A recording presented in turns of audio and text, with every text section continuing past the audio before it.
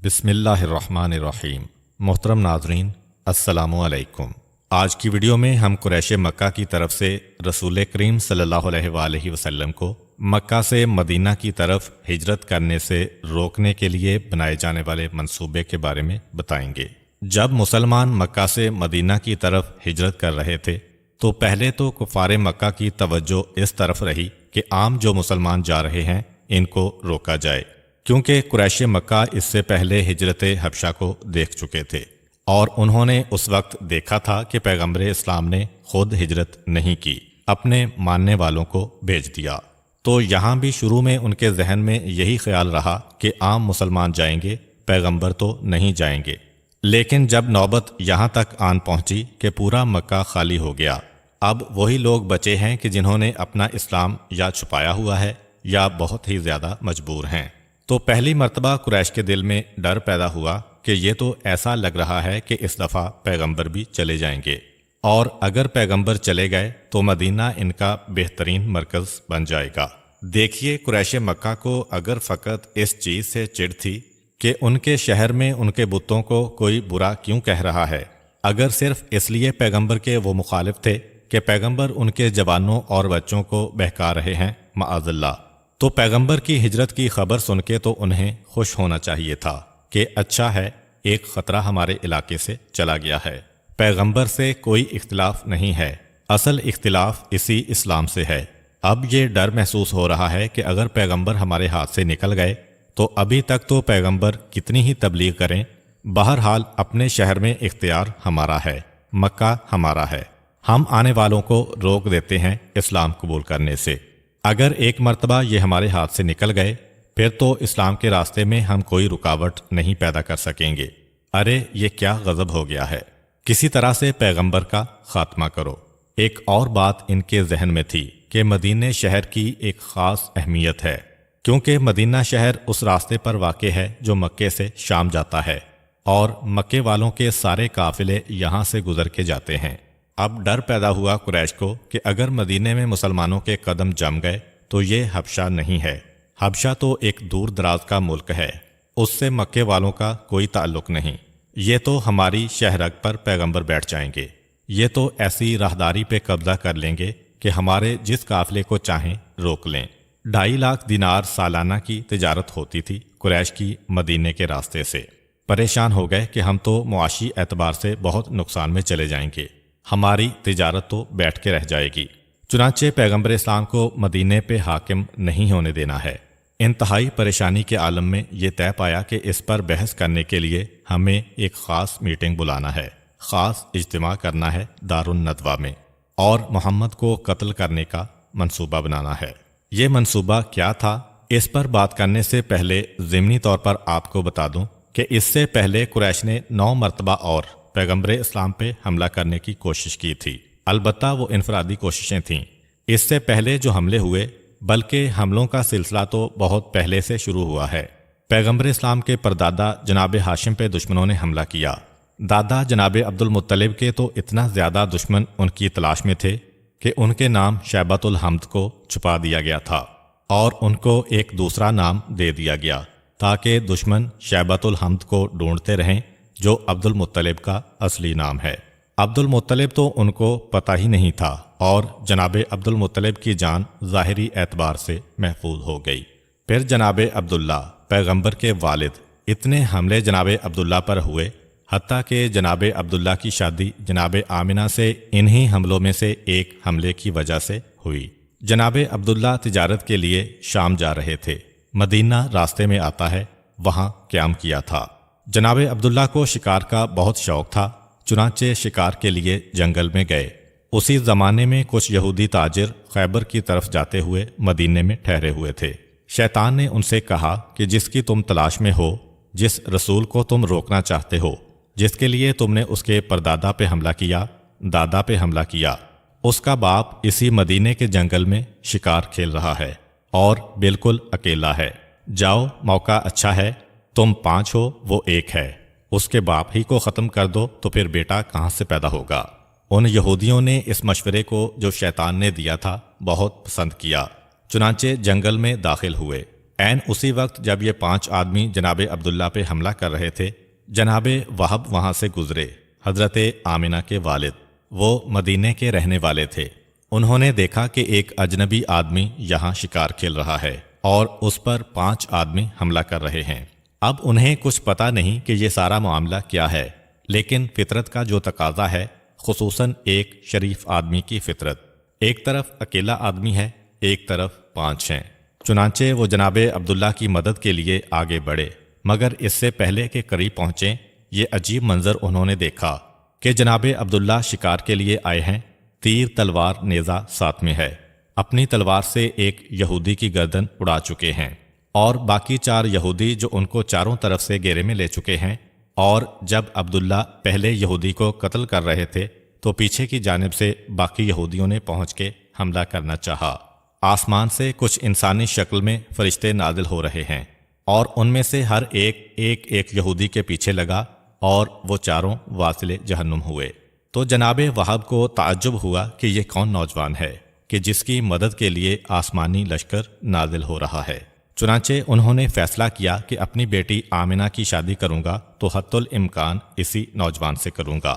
تو پیغمبر اسلام سے مخالفت کا سلسلہ تو جناب ہاشم، جناب عبد المطلب اور جناب عبداللہ کے زمانے سے ہی جاری تھا، مگر پیغمبر اسلام کی ولادت کے بعد 9 بڑے واقعات ملتے ہیں جب پیغمبر پہ حملے کی کوشش کی گئی یا دشمنوں نے پیغمبر کو تلاش کیا۔ البتہ یہ سب انفرادی تھے، کوئی مشترکہ منصوبہ نہیں تھا۔ ہر آدمی نے اپنی جگہ یہ سوچا کہ مجھے اس نوجوان کو قتل کرنا ہے۔ پہلا قابل ذکر واقعہ ہمیں وہ ملتا ہے کہ جب جناب حلیمہ سعدیہ پیغمبر اسلام کے بچپن میں ان کو لے کے عکاظ کے میلے میں گئیں۔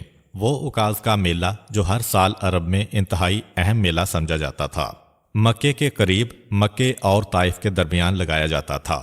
تو جناب حلیمہ سعدیہ پہلے سال پیغمبر کو لے کے پہنچ گئیں اس میلے میں، اس کے بعد کبھی نہیں گئیں۔ جب وہاں پہنچیں تو ایک پیشہ ہے عربوں میں عراف یا قیافہ شناس کا۔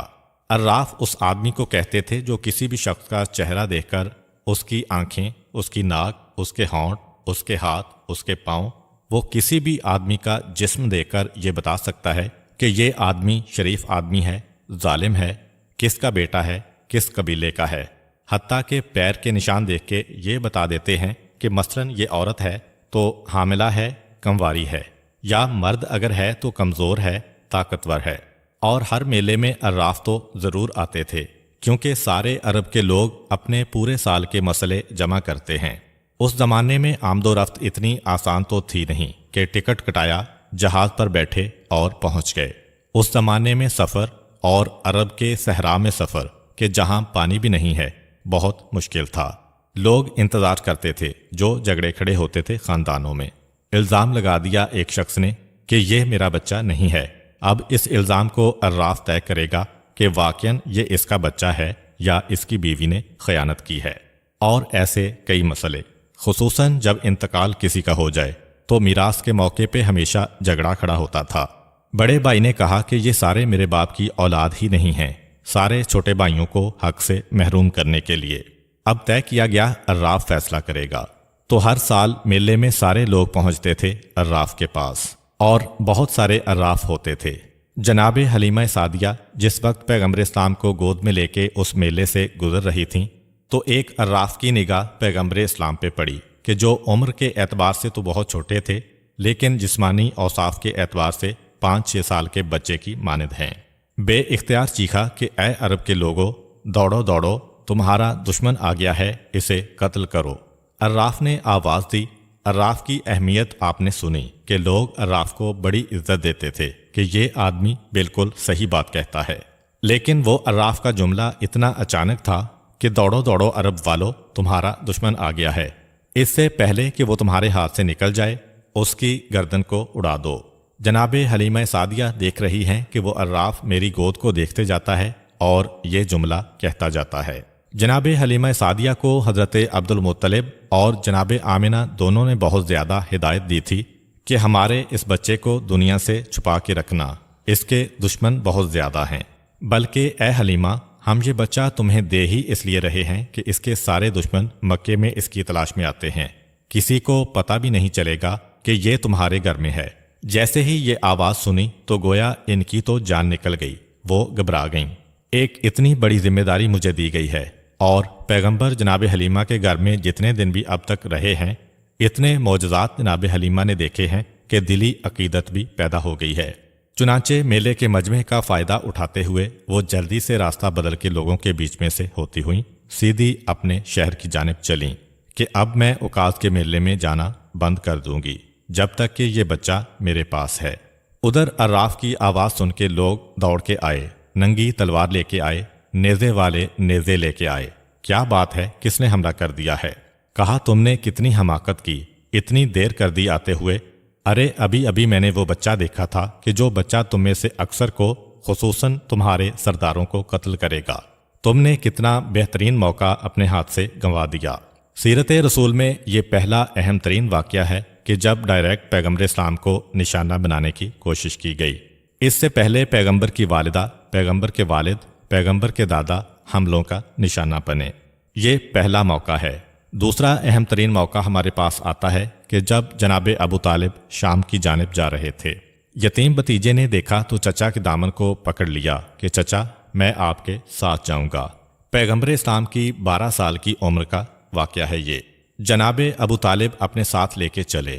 شام کے قریب ایک شہر ہے بصرہ، ایک بصرہ عراق میں ہے، ایک بصرہ شام میں ہے، جسے آج کل حوران کہتے ہیں۔ پرانا نام اس کا بصرہ ہے۔ اب البتہ اردو کتابوں میں جب یہ لکھا جاتا ہے تو بصرہ ہی پڑھنے میں آتا ہے، لوگوں کو غلط فہمی ہو جاتی ہے۔ خیر، بصرہ کے مقام پر ایک راہب ملا جس کا نام بحیرہ تھا۔ بحیرہ راہب نے جناب ابو طالب سے کہا کہ آپ واپس پلٹ جائیے، دشمن آپ کے اس بچے کی تلاش میں ہے، اور آپ جا رہے ہیں اس علاقے میں کہ جو دشمنوں کا گڑھ ہے۔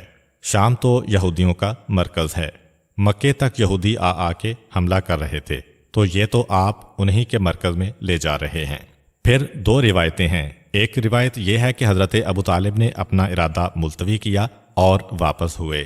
ایک روایت یہ ہے کہ چونکہ قافلے کے ساتھ تھے، سب کا نقصان نہ ہو، مجبوراً شام گئے، مگر بہت جلدی واپس آ گئے۔ تو خیر، بحیرہ نے جس وقت جناب ابو طالب کے قافلے کو رخصت کر دیا، اس کے بعد واپس آیا تو دیکھا کہ میرے عبادت خانے میں 7 عیسائی آئے ہوئے ہیں۔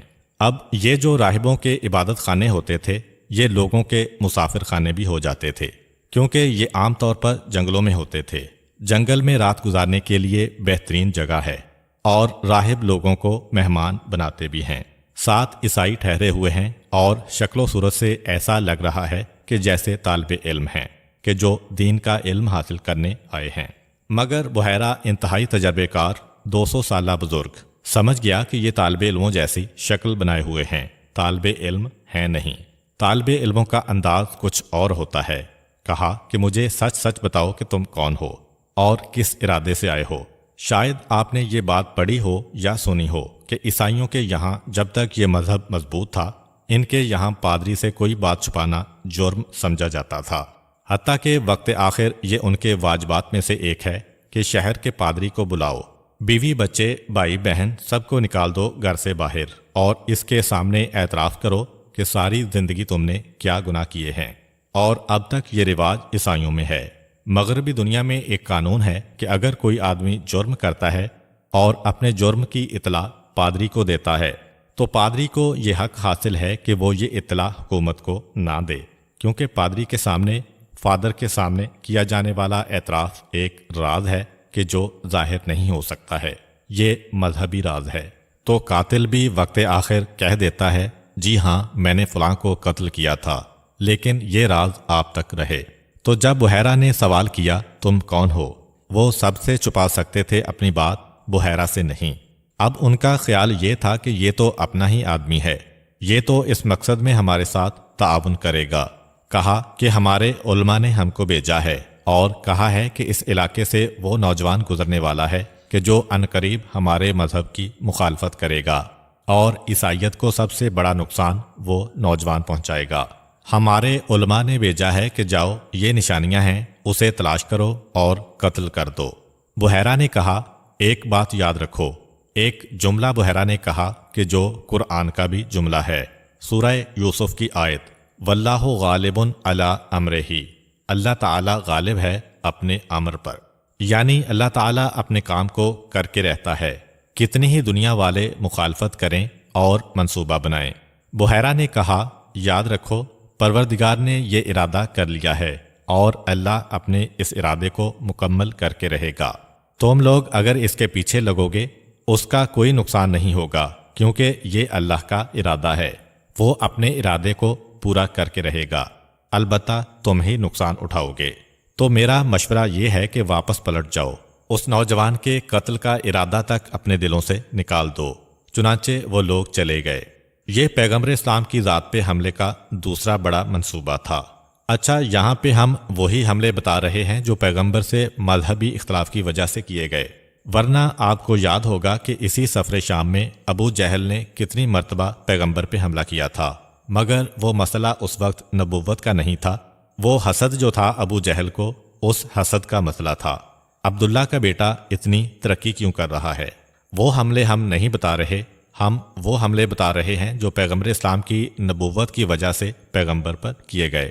اس کے بعد تاریخ میں تیسرا، چوتھا، پانچواں، چھٹا اور ساتواں یہ بڑے بڑے حملے آتے ہیں مکے کے چند بڑے بڑے سرداروں کے، جیسے کہ ابو جہل، ولید ابن مغیرہ، عقبہ ابن ابی معیط اور نضر ابن حارث وغیرہ۔ تو یہ جتنے بڑے بڑے سردار ہیں انہوں نے اپنی اپنی حد تک کوشش کی کہ پیغمبر پہ حملہ کریں۔ چنانچہ تیسرا اہم واقعہ نضر ابن حارث کا ملتا ہے۔ یہ نضر ابن حارث وہی انسان ہے جو قرآن کے مقابلے پر ایران گیا تھا اور وہاں سے جو داستان اور کہانیاں پڑھنے والے ہوتے ہیں ان کو لے کے آیا تھا کہ جب رسول حرم میں قرآن پڑھیں تو تم رسول کے سامنے بیٹھ کر رستم، سہراب اور افراسیاب کی داستانیں شروع کر دینا، اور یہ بڑی دلچسپ کہانی ہوگی، تو لوگ قرآن کو چھوڑ کر تمہارے پاس آ کے بیٹھ جائیں گے۔ پھر وہ منصوبہ کیسے ناکام ہوا اس کے بارے میں ہم اپنی ایک ویڈیو میں بتا چکے ہیں۔ یہ نضر ابن حارث جب پیغمبر اسلام نے اعلان رسالت کیا اور اعلانیہ کیا صفا کی پہاڑی پر کھڑے ہو کر، تو اب نضر ابن حارث پیغمبر کا سب سے سخت مخالف بنا۔ ایک دن پیغمبر اسلام ہجون کی پہاڑیوں میں واقع جنت المعلیٰ کے قبرستان سے نکل رہے تھے۔ آج تو وہ مکے کا پر رونق ترین علاقہ ہے، لیکن اس وقت اس علاقے میں کوئی آبادی نہ تھی۔ پیغمبر قبرستان سے آ رہے تھے، وہاں پہاڑیاں ہی پہاڑیاں ہیں، آج بھی دیکھیں تو اگرچہ رونق تو ہے لیکن پہاڑیاں ہیں، عمارتیں پہاڑیوں پر بنی ہوئی ہیں۔ اس وقت تو یہ خالی پہاڑیاں تھیں۔ نضر ابن حارث نے جب پیغمبر کو اکیلا دیکھا، ورنہ پیغمبر اکیلے نہیں ہوتے تھے، ہمیشہ جناب ابو طالب ہوتے ہیں، یا جناب علی ہوتے ہیں، یا جناب جعفر طیار ہوتے ہیں، یا جناب حمزہ ہوتے ہیں۔ اکیلا دیکھا، اس کے ہاتھ میں تلوار ہے، عرب کے لوگ تلوار تو رکھتے ہیں۔ ایک دم سے اس نے پیغمبر پہ چھپ کے حملہ کرنا چاہا، مگر جیسے ہی قریب پہنچا ایک مرتبہ ڈرا، گھبرایا اور چیختا ہوا واپس حرم کی جانب آیا۔ ابو جہل مل گیا راستے میں۔ کیا بات ہے، اتنا پریشان کیوں ہو؟ کہا کہ آج تو ایک عجیب بات میں نے دیکھی ہے۔ جیسے ہی میں نے محمد پہ تلوار اٹھائی، ایک انتہائی خوفناک کالے رنگ کا اژدہا میرے پیچھے لگا، اور تب مجھے ایسا لگا کہ جیسے مجھے پیچھ کے وہ ہلاک کر دے گا۔ میں گھبرا کے بھاگ رہا ہوں، دیکھو وہ میرے پیچھے ہے یا نہیں۔ ابو جہل نے کہا، یہ بات کسی کو بتانا نہیں، ورنہ محمد کے ماننے والوں کی تعداد بڑھ جائے گی۔ یہ نضر ابن حارث کا حملہ تھا۔ چوتھا حملہ خود ابو جہل نے کیا تھا۔ ابو جہل نے ایک دن اپنے ساتھیوں سے کہا کہ تم لوگ محمد کو کوئی نقصان نہیں پہنچا پائے، اب میں پہنچاؤں گا، اور یہ کہہ کے ایک بڑا پتھر لے کے چلا کہ آج جب حرم میں پہنچے گا محمد تو میں یہ پتھر اس کے سر کے اوپر برساؤں گا۔ پتھر لے کے قریب پہنچا، لیکن پتھر اس کے ہاتھ سے چھوٹا، اسی کے پاؤں پہ پڑا اور چیختا ہوا واپس آیا۔ ساتھیوں نے کہا، کیا بات ہے، بہت ہی زور و شور کے ساتھ یہاں سے گئے تھے۔ کہا، جیسے ہی میں نے پتھر اپنے ہاتھ میں اٹھایا، میں نے دیکھا کہ ایک پاگل اونٹ بلبلاتا ہوا میری جانب بڑھ رہا ہے۔ جب اونٹ پاگل ہو جائے تو وہ شیر سے زیادہ خطرناک ہو جاتا ہے۔ میں نے دیکھا کہ وہ اونٹ بلبلاتا ہوا میری جانب بڑھ رہا ہے، اور اس طرح کہ اس پاگل اونٹ کے منہ سے کف یعنی تھوک جاری ہے، اور ایسا لگ رہا ہے کہ وہ مجھے ہلاک کر کے رہے گا۔ میں اسی لیے گھبرا کے پیچھے ہٹ آیا، لیکن جب ابو جہل کو پتا چلا کہ یہ کچھ بھی نہیں تھا، یہ مجھے بقول ابو جہل کہ ایک دھوکہ ہوا ہے، ورنہ بہرحال روایتوں میں ہے کہ یہ وہ ملائکہ ہیں جو پیغمبر اسلام کی حفاظت کر رہے تھے۔ تو ابو جہل نے ساتھیوں سے کہا خبردار کسی کو یہ نہ بتانا۔ اب ولید ابن مغیرہ آگے بڑھا، میں پیغمبر پہ حملہ کروں گا۔ وہ آگے بڑھا۔ ایک دن جب پیغمبر اسلام نماز پڑھ رہے تھے، لیکن جیسے ہی آگے بڑھا پیچھے ہٹا، پھر تلوار لے کے آگے بڑھا، پھر پیچھے ہٹا، یہاں تک کہ تھک گیا۔ اس کے ساتھی نے پوچھا کیا بات ہے؟ کہا جیسے ہی میں آگے بڑھتا ہوں ایسا لگتا ہے کہ آگ کا ایک دریا میرے سامنے جاری ہے اور اس دریا کے دوسری طرف کوئی مجھے نظر بھی نہیں آتا ہے۔ پیغمبر سامنے کھڑے ہیں اور نماز پڑھ رہے ہیں، مگر جیسے ہی آگے بڑھتا ہے ایک سیاہ رنگ کی چادر اس کی آنکھوں کے سامنے آ جاتی ہے اور راستے میں آگ کا ایک دریا نظر آتا ہے۔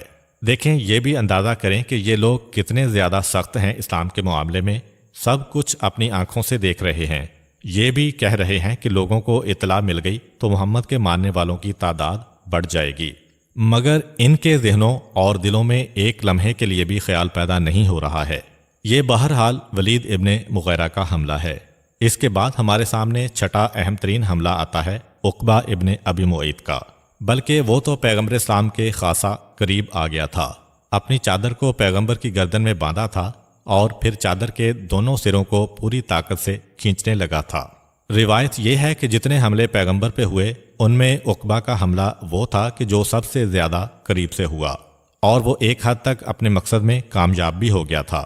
مگر عین اس موقع پر خاندان بنی ہاشم اور خصوصاً جناب ابو طالب بڑی تیزی کے ساتھ آئے اور عقبہ کو انتہائی ذلت کے ساتھ حرم سے نکالا اور پیغمبر اسلام کو لے کے چلے۔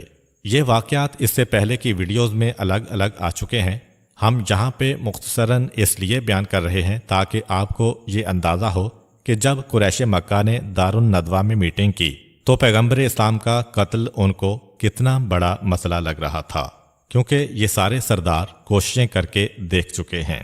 تو یہ عقبہ کی قتل پیغمبر کی ایک بڑی کوشش تھی جو ناکام ہو گئی۔ اسی طرح ولید ناکام ہوا، ابو جہل ناکام ہوا، نضر ابن حارث ناکام ہوا، تو حضرت عمر نے اس کام کا بیڑا اٹھایا، تلوار لے کے چلے، لیکن پھر وہ راستے میں ایک واقعہ پیش آیا، بہن کے اسلام لانے کی اطلاع ملی، واپس آئے اور پھر پیغمبر اسلام کے پاس پہنچ کے اسلام قبول کر لیا۔ یہ 7ویں بڑی کوشش تھی۔ 8ویں بڑی کوشش جو تھی وہ قبیلہ بنی عامر کے سرداروں کی تھی۔ قبیلہ بنی عامر ابو جہل سے بہت قربت رکھتا تھا۔ جب انہیں یہ اطلاع ملی کہ مکے کے تمام بڑے بڑے سردار پیغمبر کو قتل کرنے میں ناکام ہو چکے ہیں تو انہوں نے کہا یہ کیا بات ہے، ہم آئیں گے اور اب ہم تمہاری طرح سے نہیں، ہم اپنے طریقے سے حملہ کریں گے۔ بنی عامر کے 2 سردار تھے، عامر بن طفیل اور اربد بن قیس۔ انہوں نے کہا کہ ہم دونوں آئیں گے اور ایک خاص منصوبے کے ساتھ حملہ کریں گے۔ عامر نے اربد سے کہا کہ میں جا کے بات چیت کروں گا، کوئی ہتھیار لے کے نہیں جاؤں گا۔ ابو جہل اور ولید وغیرہ کے حملے جب ناکام ہوئے تو ان لوگوں نے ظاہر یہ کیا کہ جب کوئی محمد کی جانب ہتھیار لے کے بڑھتا ہے تو چونکہ محمد جادوگر ہیں وہ اپنا جادو شروع کر دیتے ہیں، اس لیے ہم کو ناکام رہنا پڑا۔ بہرحال معاشرے کے سامنے تو اپنی عزت رکھنا ہے۔ تو عامر اور اربد نے مشورہ کیا۔ عامر نے کہا کہ میں جاؤں گا اور دوست بن کے جاؤں گا اور پورے طریقے سے ان کو اپنی جانب متوجہ کر لوں گا۔ اے اربد، تم چپکے سے ان کے پیچھے جانا، میں باتیں کر رہا ہوں گا، محمد کو پورا اپنی جانب متوجہ کر لوں گا، ان کی توجہ میری جانب ہوگی، تم پیچھے سے حملہ کر دینا، موقع ہی نہ ملے ان کو دیکھنے اور جادو کرنے کا۔ یہ تجویز سوچ کر اب دونوں سردار آئے، حرم کے قریب پہنچ کے الگ ہو گئے۔ عامر آگے بڑھا، پیغمبر کو جا کے جو عرب کا سلام ہے سلام کر کے پوچھنے لگا کہ آپ کا دین کیا ہے، آپ کا پیغام کیا ہے۔ ادھر پیغمبر اسلام باتوں میں مشغول ہیں اور عامر سامنے بیٹھا سن رہا ہے۔ اب وہ یہ دیکھ کے حیران کہ اربد پیغمبر کی پشت پر پہنچ چکا ہے اور تلوار اس کے ہاتھ میں ہے، لیکن وہ حملہ نہیں کر رہا۔ بہرحال یہ حملہ نہ کر سکا اور یہ دونوں حرم سے نکل کے باہر آئے۔ جب دونوں گلی میں آئے تو عامر اربد کو ڈانٹنے لگا کہ اتنا اچھا ہم نے منصوبہ بنایا، پتہ بھی نہ چل سکا اس کو کہ جس نے رسالت کا دعویٰ کیا ہے، ہم کامیاب ہو جاتے، مگر یہ کیا تم نے سستی اور کاہلی کی۔ اربد گھبرا کے کہتا ہے میں کیا کرتا، جیسے ہی میں تلوار اٹھاتا تھا مجھے ایسا لگتا تھا کہ میری تلوار کی زد میں آپ آ گئے ہیں اور یہ تلوار چلے گی تو سیدھا آپ کی گردن پہ چلے گی، چنانچہ وہ پیغمبر میرے سامنے سے غائب ہو جاتا تھا۔ آپ میرے سامنے آ جاتے تھے۔ میں نے بار بار کوشش کی، پہلو بدل بدل کے، زاویے بدل بدل کے، لیکن ہمیشہ میری تلوار کی زد میں آپ ہی نظر آئے۔ اب یہ جو سنا تو ایک مرتبہ سوچتے چلے کہ یہ تو بہت بڑا جادوگر ہے، مگر راستے ہی میں عامر کو طاعون کی وبا نے لے لیا اور انتہائی اذیت ناک موت ملی۔ اربد قبیلے میں پہنچنے کے بعد اتفاق سے جنگل میں گیا، بجلی گری اور اس کا لاشا جل کے سیاہ ہو گیا۔ یہ 8ویں بڑی کوشش تھی۔ اس کے بعد ایک نویں کوشش اور ہوئی پیغمبر کو شہید کرنے کی، لیکن وہ کوشش کچھ اجتماعی ہے، وہ انفرادی نہیں ہے۔ ابھی تک تو آپ نے سنا الگ الگ لوگوں نے کوشش کی، لیکن نویں کوشش ذرا کچھ مل کے کی گئی۔ وہ تھی شیب ابی طالب میں پیغمبر اسلام پر حملہ کیا جائے، جہاں حضرت ابو طالب نے اس سازش کو ناکام بنایا۔ ہر رات کو اپنے بھتیجے کو اٹھا کے کسی اور بستر پہ منتقل کرتے ہیں، اور کبھی علی کو رسول کی جگہ سلاتے ہیں، کبھی جعفر طیار کو اور کبھی عقیل کو، مگر زیادہ تر علی کو سلایا جاتا ہے۔ یہ شیب ابی طالب کی کوشش تھی، نویں کوشش، جس میں کچھ لوگ جمع ہوئے تھے۔ یہ انفرادی نہیں تھی، کچھ آپس میں مشورہ کیا گیا تھا۔ مگر اب 10ویں اور سب سے بڑی سازش پیغمبر کے خلاف بنائی جا رہی ہے، اور وہ ہے واقعہ ہجرت کے وقت کی جانے والی سازش۔ جب قریش مکہ نے دیکھا کہ یہاں تو حالات بالکل بدل گئے، وہ مسلمان ایک ایک کر کے ہمارے ہاتھ سے نکل گئے، اور حبشہ کی ہجرت جو تھی یہ اس سے ہٹ گئی۔ حبشہ میں تو پیغمبر نے کچھ مسلمانوں کو بھیجا اور اس کے بعد بند کر دیا، لیکن اب تو سارا مکہ خالی ہو گیا، اور اطلاع پہ اطلاع آ رہی ہے کہ مسلمان تو مدینے میں بڑے آرام سے رہ رہے ہیں۔ ہمارے غلام جن کو ہم دل بھر کے ستایا کرتے تھے، آج وہ وہاں پہ عیش کر رہے ہیں۔ قریش مکہ کی جلن اور بڑی، اور پھر جب دیکھا کہ بس اب تو صرف یہ رسول رہ گیا ہے، کسی بھی لمحے یہ ہمارے ہاتھ سے نکل سکتا ہے۔ قریش نے سوچا کہ اب اور ذرا ہم نے غفلت و کوتاہی کر دی تو ایسا نہ ہو کہ ہم شکست کھا جائیں۔ اب یہ مسئلہ کسی ایک کا دو کا نہیں رہا، یہ مسئلہ سارے مکے کا ہو گیا ہے۔ چنانچہ دارالندوہ میں ایک خصوصی میٹنگ بلائی گئی۔ سفر کی آخری راتیں ہیں، ماہ ربیع الاول کی 1 تاریخ کو پیغمبر اسلام نے ہجرت شروع کی ہے۔ 11 یا 12 کو پیغمبر مدینے کے قریب قباء بستی میں پہنچے ہیں، تو 1 ربیع الاول سن ہجری شروع ہونے والا ہے۔ اس سے ایک دن پہلے کی بات ہے، دارالندوہ میں میٹنگ طلب کی جا رہی ہے تمام سرداران قریش کی، اور اعلان کیا گیا کہ یہ بہت ہی خاص میٹنگ ہے۔ دارالندوہ کون سی جگہ ہے؟ حرم میں خانہ کعبہ کی ایک طرف حجر اسماعیل علیہ السلام ہے، ایک گول سی دیوار، اور یہ گول دیوار اسی سمت ہے جس طرف کعبے کا پرنالہ ہے۔ اگر اس گول دیوار سے پیٹھ لگا کے کوئی آدمی کھڑا ہو، اس کے بالکل سامنے جو جگہ آ رہی ہے وہ ہے دارالندوہ۔ اب تو وہ جگہ مسجد کا حصہ بن چکی ہے، لیکن جب تک حرم اتنا وسیع نہیں ہوا تھا تو یہ دارالندوہ اس سمت تھا۔ حجر اسماعیل ہمارے پیچھے ہو تو وہ جو سامنے سیڑھیاں ہیں، یہ دارالندوہ کا مقام ہے۔ دارالندوہ کون سی جگہ ہے؟ پیغمبر اسلام کے پردادا کے دادا جناب قصی نے، پیغمبر کے والد عبداللہ، ان کے والد عبد المطلب، ان کے والد جناب ہاشم، ان کے والد عبد مناف، ان کے والد جناب قصی، تو پیغمبر اسلام کے پردادا کے دادا جناب قصی نے یہ دارالندوہ بنایا تھا۔ جب جناب اسماعیل علیہ السلام کی اولاد کو مکے سے بے دخل کیا گیا، نکالا دشمنوں نے، تو جناب قصی وہ شخصیت تھے کہ جنہوں نے دوبارہ مکے پہ قبضہ کیا اور جناب اسماعیل و ابراہیم علیہ السلام کا آباد کیا ہوا شہر اپنے والد کی میراث کے طور پر حاصل کیا۔ پھر مکے کا پورا نظام جناب قصی کا بنایا ہوا ہے۔ انہوں نے حرم سے بالکل متصل، جس طرح ہمارے یہاں اسمبلی یا پارلیمنٹ ہوتا ہے، اس طرح سے دارالندوہ بنایا، اور یہ طے کیا کہ جب کوئی ایسا مسئلہ پیش آ جائے جس کا تعلق سارے مکے والوں سے ہو تو اس کی میٹنگ یہاں پہ ہوا کرے گی۔ یہ دارالندوہ جو پیغمبر اسلام کے خاندان کی میراث ہے، آج پیغمبر کے خلاف یہاں سب سے بڑی سازش بنائی جا رہی ہے۔ دارالندوہ میں اعلان ہو گیا کہ ایک اسپیشل میٹنگ ہے۔ اسپیشل میٹنگ عرب کسے کہتے ہیں؟ اسپیشل میٹنگ کا مطلب ہوتا ہے کہ ہر قبیلے کا سردار شریک ہوگا، یہ لازم ہے، اور سردار بھی وہ کہ جس کی عمر کم سے کم 40 سال ہونا چاہیے۔ 40 سال سے چھوٹے کسی شخص کو آنے کی اجازت نہیں ہے۔ اگر سردار 40 سال سے چھوٹا ہے تو وہ اپنے قبیلے کے اس تجربے کار آدمی کو بھیجے گا جو 40 سال سے بڑا ہو۔ اس لیے کہ یہاں پہ وہ معاملات طے پانا ہے جس میں جوش اور جذبات کی ضرورت نہیں ہے، بلکہ تجربہ چاہیے بزرگوں کا۔ یہ جناب قصی کا بنایا ہوا نظام ہے دارالندوہ کی اسپیشل میٹنگ۔ آج یہی اعلان کرایا ابو جہل نے پورے مکے کے اندر کہ وہ اسپیشل میٹنگ ہو رہی ہے، جو بہت کم ہوتی تھی۔ چنانچہ سارے مکے کے جتنے بھی قبیلے ہیں چھوٹے چھوٹے، سب نے اپنے سردار بھیجے، اور وہی طریقہ کہ ہر آدمی 40 سال سے بڑا ہے۔ صرف اس میٹنگ میں ایک آدمی تھا جو 40 سال سے چھوٹا تھا، عتبہ۔ یہ واحد آدمی تھا جس کی عمر 37 سال بتائی گئی ہے اس وقت، 3 سال کم تھا 40 سے، مگر اسپیشل کیس کے طور پر اس کو اجازت دے دی گئی کیونکہ اس کا خاندان دشمنی رسالت میں سب سے آگے تھا۔ تو 40 سردار جن میں ہر ایک 40 سال کا ہے، دارالندوہ کے دروازے کی جانب چل رہے ہیں، ایک ایک دو دو کر کے آ رہے ہیں۔ لیکن جب ابو جہل آیا، اور وہ اکیلا نہیں آیا، وہ تو بہرحال سرداروں کا سردار ہے، 4-5 سردار اس کے ساتھ ہیں۔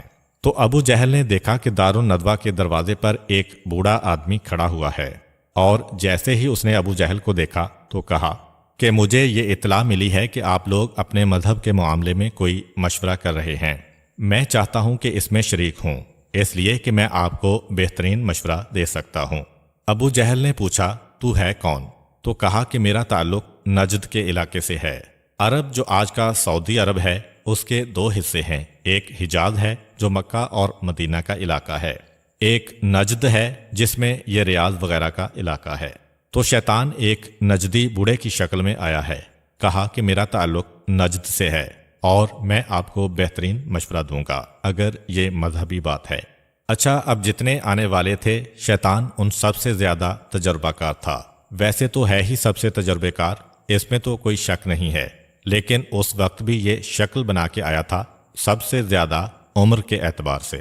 چنانچہ ابو جہل نے کہا کہ یہ اتنا بزرگ آدمی ہے، اس کا مشورہ ہمارے بہت کام آئے گا، کیونکہ مکے کی تاریخ میں آج سے پہلے اتنا بڑا معاذ اللہ کوئی فتنہ کھڑا نہیں ہوا۔ نقل کفر نہ باشد، آئیے آپ ہمارے ساتھ۔ ابو جہل پہنچا، 40 کی تعداد مکمل ہو گئی۔ اچھا، اب یہ 40 کون ہیں؟ یہ 40 مکے کے ہر خاندان کا ایک ایک نمائندہ ہے۔ تو مکے کے خاندانوں میں اہم ترین بنی ہاشم بھی ہے۔ اس کی سیٹ کیسے خالی رہ جائے؟ جیسے اسمبلی میں یا سینٹ کے اندر سیٹیں ہوتی ہیں، ہر قبیلے کی ایک سیٹ ہے، تو بنو ہاشم کی سیٹ خالی نہیں رہنا چاہیے، ورنہ یہاں جو فیصلہ ہوگا وہ فیصلہ صحیح نہیں مانا جائے گا، یعنی ایسا فیصلہ جس کو سارا عرب مانے۔ اس کی شرط ہے کہ 40 کی 40 سیٹیں بری ہوئی ہوں۔ اسی لیے خصوصاً بنی ہاشم سے ابو لہب کو دعوت دی گئی تھی کہ جب تک کہ ابو لہب نہیں آئے گا اس وقت تک ہماری یہ میٹنگ بیکار ہو جائے گی۔ ابو لہب نے بھی اپنی سیٹ سنبھال لی۔ اب یہ سب لوگ بیٹھ گئے اور کاروائی شروع ہوئی۔ ابو جہل کھڑا ہوا اور کہا کہ آج کی میٹنگ اس لیے بلائی گئی ہے، ایک چھوٹی سی تقریر کی اور بڑی پر اثر تقریر۔ کہا کہ اے مکہ کے سردارو، تم وہ ہو کہ سارا عرب تمہارا احترام کرتا ہے اور ہم خانہ خدا کے متولی ہیں، اس لیے آج تک کسی نے ہمیں بری نگاہ سے نہیں دیکھا، اور جو ہمارا بلند مقام ہے آج تک کسی کے دل میں لالچ پیدا نہیں ہوئی کہ ہمیں ہٹا کے ہمارے مقام پہ آ جائے۔ خانہ کعبہ کی وجہ سے ہمیں سارے عرب میں تقدس اور احترام حاصل ہے، کسی کے دل میں ہمارے مقام پر آنے کی طمع اور لالچ بھی پیدا نہیں ہوئی۔ ہم بڑے سکون کے ساتھ زندگی گزار رہے تھے، یہاں تک کہ عبداللہ کے گھر میں محمد نامی یہ نوجوان پیدا ہوا اور اس نے مکے کے سکون کو ختم کر کے رکھ دیا ہے۔ تمہیں پتہ ہے کہ اس کی زندگی جب گزر رہی تھی تو ہم نے اس کو امین کہا، ہم نے اسے صادق کہا، ہم نے ہر جگہ اس کی حمایت کی، لیکن جیسے ہی یہ 40 سال کا ہوا تو یہ ہمارے ہی خلاف ہمارے بچوں اور نوجوانوں کو بہکانے لگا، ہمارے شہر کا سکون تباہ کر کے رکھ دیا، ہمارے خداؤں کو برا کہنے لگا، ہماری عقلوں کو حماقت کہنے لگا، ہمارے نوجوانوں کو ہم سے باغی بنا دیا، ہمارے بزرگوں کے طریقے کو اس نے ٹھکرا دیا، اور یہاں تک اس نے کہا کہ ہمارے بزرگ تو جہنم کی آگ میں جل رہے ہیں۔ اتنا بڑا یہ شخص ہمارے لیے فتنہ بن گیا ہے، معاذ اللہ ثم معاذ اللہ۔ اتنا بڑا یہ شخص ہمارے لیے فتنہ بن گیا ہے کہ اب اجتماعی طور پر اگر ہم نے اس کا کوئی حل تلاش نہ کیا تو پھر ہمارا نام تک نہ رہے گا، اور وہ سارا احترام اور مقام جو ہم کو حاصل ہے ختم ہو کے رہ جائے گا۔ یہ ہے آج کا مسئلہ، بتاؤ تمہاری رائے کیا ہے؟ بس اب ایک مرتبہ ایسا لگ رہا ہے کہ جیسے رپورٹ لکھی جاتی ہے اسمبلی کی کارروائی کی۔ سورہ انفال کی 3 آیت پورا نقشہ بتا رہی ہے کہ کیا ہوا۔ چنانچہ ابو جہل بیٹھا۔ جیسے ہی ابو جہل بیٹھا، کسی نے کہا کہ اے ابو الحکم، تم نے مسئلہ پیش کیا ہے، تم ہی بتاؤ کہ اس کا حل کیا ہونا چاہیے۔ ابو جہل کھڑا ہوا، کہا کہ میرے خیال میں تو سب سے بہترین یہ ہے کہ کسی آدمی کو بھیج دیا جائے، ہم میں سے کوئی نہ جائے، ہم کو تو پہچانتا ہے وہ، کسی آدمی کو بھیج دیا جائے جو چپکے سے اس پر حملہ کر کے اسے قتل کر دے۔ ابو جہل کی تجویز آئی سامنے۔ اس سے پہلے کہ اجتماع کوئی رائے دے، شیطان جو ایک نجدی بوڑھے کی شکل میں ہے کھڑا ہو گیا اور کہتا ہے کہ یہ تجویز بالکل غلط ہے، کوئی فائدہ نہیں ہے۔ بنو ہاشم کو تم معمولی نہ سمجھو، وہ تلاش کر لیں گے کہ کس نے ان کے نوجوان کو قتل کیا ہے، اور اس کے بعد اکیلے وہی نہیں، مکے اور عرب کے آئین کے مطابق جتنے ان کے ساتھی ہیں سب مل جائیں گے اور اس پورے قبیلے کو ختم کر دیں گے کہ جس کے کسی بھی نوجوان نے محمد پہ حملہ کیا ہو۔ یہ تجویز غلط ہے، یہ تو خود اپنے آپ کو زحمت و پریشانی میں ڈالنا ہے، اس کا کوئی فائدہ نہیں ہوگا۔ ابو جہل کی تجویز مسترد ہو گئی۔ اب اس کے بعد جتنی دیر میں یہ بات ہو رہی تھی وہاں تو مشورے شروع ہو گئے، 2 4 آدمی مل کے کہنے لگے کہ کیا کیا جائے۔ اب ایک دوسرا گروہ کھڑا ہوا۔ اس دوسرے گروہ میں امیہ ابن خلف ہے، ابی ابن خلف ہے اور ابو سفیان ہے۔ یہ 3 آدمی کھڑے ہوئے، کہا کہ پھر ہم ایک دوسری تجویز پیش کرتے ہیں، اور وہ یہ کہ ایک وحشی اونٹ پہ بٹھا کے رسیوں سے باندھ کے اونٹ کو صحرا میں چھوڑ دیا جائے۔ اب یا تو وہ وحشی اونٹ کسی مقام پہ لے جا کے اسے زمین پہ پٹکے گا اور ہمارا خطرہ ختم ہو جائے گا، یا یہ کہ اگر اس کی جان بچ بھی گئی تو پہنچ جائے گا کسی اور شہر میں، ہمارا شہر مکہ تو محفوظ ہو جائے گا۔ شیطان پھر کھڑا ہوا اور کہا کہ یہ تجویز بھی میں مسترد کرتا ہوں، غلط ہے یہ تجویز۔ اس میں سب سے بڑی خرابی یہ ہے کہ کیا تم کو نہیں پتا کہ یہ نوجوان کیسا شیریں زباں ہے، اس کی زبان سے نکلنے والے الفاظ کیسے لوگوں کے دلوں کو اپنی جانب کھینچ لیتے ہیں۔ ارے یہاں سے نکل کے باہر گیا تو جس قبیلے میں اس کا اونٹ پہنچے گا، یہ اپنی زبان کے جادو سے سب کو اپنے ساتھ ملا لے گا، اور ایک دن لشکر جرار بنا کے تم پہ حملہ کرے گا، پھر تو تم بالکل مارے جاؤ گے۔ ابھی تو یہ تمہارے ہاتھ میں ہے، اس وقت تو اس کا لشکر آئے گا۔ ایسا لگ رہا ہے کہ فتح مکہ کا منظر شیطان اپنی آنکھ سے دیکھ رہا ہے۔ چنانچہ کہا کہ یہ بالکل غلط تجویز ہے، یہ تو اور بڑا خطرہ اپنے سر پہ مسلط کرنا ہے۔ اب کیا کیا جائے؟ دوسری تجویز بھی رد ہو گئی۔ ایک کونے سے تیسرا گروہ کھڑا ہوا، اس میں ابو البختری اور آس ابن وائل اور 2 اور سردار تھے۔ کہا کہ پھر ہماری تجویز یہ ہے کہ جو ہمارے اس سے پہلے 3 بڑے مجرم تھے، 3 بڑے شاعر، نابغہ، امراء القیس اور زہیر، یہ 3 بڑے شاعر تھے جن کو مکے والوں نے سزا دی تھی، وہی سزا اس کو بھی دی جائے۔ وہ سزا کیا ہے؟ ایک چھوٹا سا کمرہ بنایا جائے اور اس نوجوان کو اس میں ڈال دیا جائے اور چاروں طرف سے اسے بند کر دیا جائے، خود ہی تڑپ تڑپ کے وہ اس کے اندر مر جائے گا۔ یہ کیوں ہے؟ دیکھیں، یہ سارا اس لیے ہے کہ عرب کا قانون ہے کہ جس کی تلوار سے کوئی مارا جائے اس آدمی پر مرنے والے کا قبیلہ حملہ کر سکتا ہے، تو اس کو اب ہاتھ نہ لگائیں، اس نوجوان کو ہماری تلوار ہلاک نہ کرے، تاکہ بنی ہاشم ہم سے بدلہ نہ لیں، بلکہ خود ہی اسے اس مکان میں بند کر کے بھوکا اور پیاسا چھوڑ دیا جائے۔ ایک مرتبہ پھر شیطان جو اس وقت ساری میٹنگ کو کنڈکٹ کر رہا ہے، چیئرمین کی حیثیت سے کھڑا ہوا، کہا یہ تجویز بھی غلط ہے، تم تو یہ مکان اس طرح سے بنا دو گے، مگر بنی ہاشم کیا بیٹھے رہیں گے؟ ارے وہ سب مل کے حملہ کریں گے اور مکان کو توڑ دیں گے۔ اگر تم نے بنی ہاشم کے حملے کو روک بھی لیا تو ابھی عمرے کا زمانہ قریب آ رہا ہے، سفر ہے، رجب میں عرب کا سب سے بڑا عمرہ ہوتا ہے، عمرے میں سارے عرب کے قبیلے آئیں گے، بنو ہاشم اپنے دوستوں کو ملا کے حملہ کریں گے، پھر تو تم کچھ بھی نہیں کر سکتے ہو، وہ تو اور طاقتور ہو جائے گا۔ یہ تجویز بھی مسترد۔ اب اس کے بعد سرداروں نے کہا کہ اے مرد بزرگ، تم نے بڑے اچھے مشورے دیے ہیں، اب تم بتاؤ کہ ہم کیا کریں، ہماری ساری تجویزیں تو رد ہو گئیں۔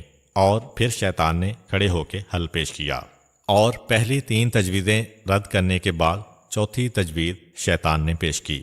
ایک کام کرو، ہر قبیلے سے ایک طاقتور نوجوان کو لو اور ان کی ایک ٹیم بناؤ، اور جب یہ محمد رات کو سوئے تو اس پہ حملہ کرو، اس طرح سے کہ سب کی تلواریں ایک ساتھ چلیں، یہ پتہ نہ چلے کہ پہلے کس کی تلوار چلی ہے، ایک ساتھ حملہ کر کے اس کو ختم کر دینا۔ بنی ہاشم اگر بدلہ لیں گے تو کس کس سے لیں گے؟ ایک قبیلہ، دو قبیلہ، یہاں تو سارے قبیلے ہیں، اس لیے وہ کسی سے انتقام نہیں لے پائیں گے۔ البتہ وہ غصہ کریں گے تو تم پہلے سے جمع کر لو پیسے کہ ان کو 10 آدمیوں کا خون بہا دے دینا، تاکہ وہ بالکل ہی خاموش ہو جائیں، پہلے سے یہ تیاری کر لو۔ ابن سعد نے طبقات میں لکھا ہے، وہیں پر یہ طے ہو گیا کہ ان 12 بڑے بڑے سرداروں کو شامل کیا جائے اس ٹیم میں۔ ایک اور روایت کے مطابق 15 آدمیوں کی ٹیم بنائی گئی۔ بہرحال دونوں روایتیں متفق ہیں کہ ابو لہب کو خصوصیت کے ساتھ اس میں شامل کیا گیا تھا تاکہ بنو ہاشم کی نمائندگی رہے۔ یہ وہی ترکیب ہے جو آج بھی ظالم حکمران استعمال کرتے ہیں کہ جب بھی اس قسم کا کوئی خلاف اسلام کام کرنا ہوتا ہے تو کسی نہ کسی درباری عالم کو استعمال کر لیتے ہیں تاکہ ان کے احکامات اور اقدامات پر اسلام کی مہر لگ جائے۔ تو ابو لہب کو کیوں شامل کیا گیا؟ تاکہ اس تجویز پر بنو ہاشم کی مہر بھی لگ جائے کہ وہ بھی اس کے ساتھ شریک تھے۔